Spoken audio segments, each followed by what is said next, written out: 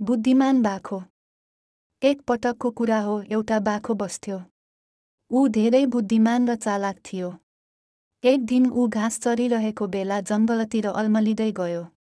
त्यहाँ एक भोकाएको बाघले उसलाई देख्यो। बाघले भन्यो, बाखो, तिमी मेरो खाना हौ। आज तिमीबाट म पेट भर्नेछु। बाखो डरायो, तर उसले तुरुन्तै उपाय सोचे। ऊ चालाक थियो।